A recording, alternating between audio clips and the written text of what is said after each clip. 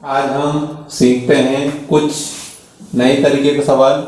उससे पहले हम यहाँ पर कुछ सवालों को देखते हैं। यहाँ पर जो सवाल दिए गए हैं उसमें हम देखें कि जो पीछे वाले इकाई अंक है उनका योग 10 होता है। 6 + 4 10। तो इकाई अंकों का योग सभी जगह सभी सवालों में 10 है और जहाँ दहाई अंक या उससे आगे वाले जो अंक हैं वो समान है। जैसे यहाँ पर दाई अंक हम देखते हैं तो 5 और 5 है और यहाँ पर दाई अंक देखते हैं तो 11 और 11। यहाँ दहाई और सैकड़ा दोनों अंकों को मिलाकर जो आगे वाले अंक हमारे वो समान है। तो ऐसे सवालों को करने की हमारे पास जो ट्रिक रहती है वो है यहाँ पर इकाई अंकों को गुणा करना है 3 × 7 और जो दहाई अंक हमारे समान होते हैं उसमें से किसी एक अंक को हमें अधिक लिखना है। 6 के बाद हमें 7 आएगा।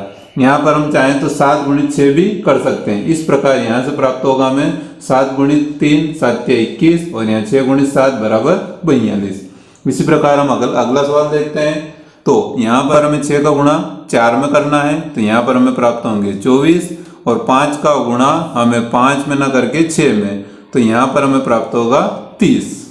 अगला सवाल हम देखते हैं 9 × 1। तो यहाँ पर हम 9 का गुणा 1 में करते हैं तो यहाँ पर हमें 9 प्राप्त होगा।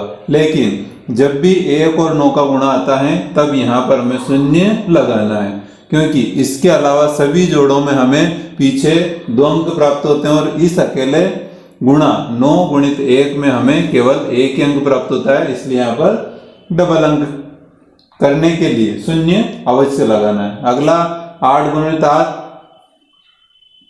तो 8 का गुणा हमें यहाँ पर 9 बार करना है। यहाँ हमें प्राप्त होगा 72। अगला हम गुणा करते हैं 8 × 2। तो यहाँ पर हमें प्राप्त होगा 16 और 1 का गुणा 1 की बजाय 2 में तो यहाँ पर प्राप्त होगा 216।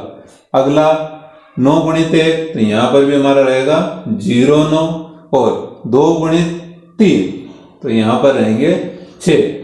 अगला 5 × 5। तो यहाँ पर हमें प्राप्त होंगे 25 और 11 × 12।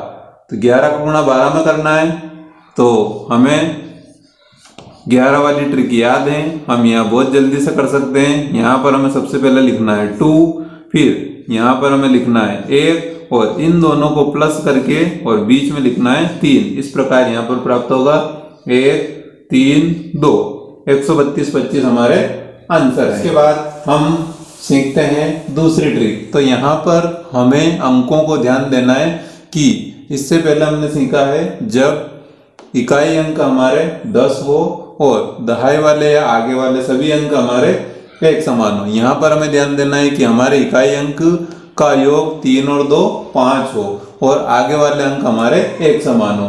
तो इसके लिए यहाँ पर मेथड रहेगी कि सबसे पहले लास्ट वाले इकाई अंकों का गुणा हमें करना है और 3 × 2 तो यहाँ पर रहेंगे 6 और यहाँ पर हमें 0 भी लगाना है। इसके बाद में हम आगे वाली कंडीशन को देखते हैं। तो यहाँ पर हमें जो सेम अंक है उनका गुणा करके और आधा करके प्लस करके लिखना है। तो यहाँ पर 2 × 2 4 और 2 का आधा 1 तो 4 और 1 5।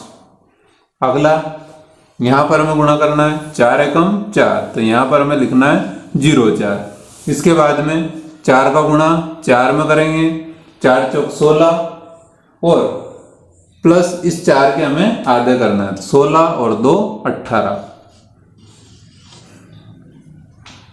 अगला हम देखते हैं 3 × 2 तो 3 दूने 6 तो यहाँ पर हमें लिखना है 0 6 और 6 का गुणा 6 में करना है तो ये रहेगा हमारा 36 और प्लस 6 का आधा 3 36 और 6 39।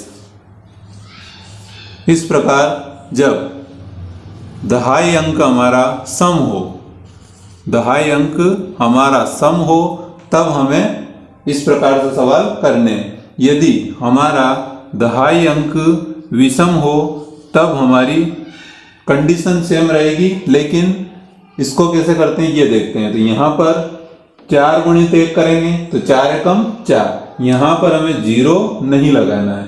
सम स्थिति में 0 लगाना है और विषम स्थिति में 0 नहीं लगाना है।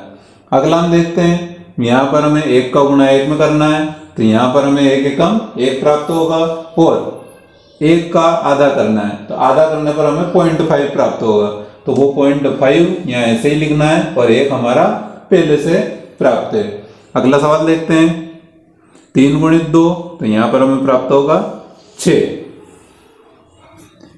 इसके बाद में हम 3 में 3 का गुणा करेंगे, 3 तिया 9, 9 के बाद में 3 का आधा, तो 3 का आधा रहेगा 1.5, 9 के बाद 10 और 10.5, जो हमें 10.5 प्राप्त हुए वो हमें यहाँ पर लिखना है। 10.5 मतलब 105।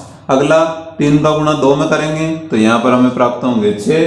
5 का गुणा 5 में करेंगे 25, 25 के बाद 5 के आधे रहेंगे हमारे 2.5, तो 25, 26, 27, 27.5, 27.5 मतलब 275। इस प्रकार हम बहुत ही सरल इनके भी आंसर निकाल सकते हैं।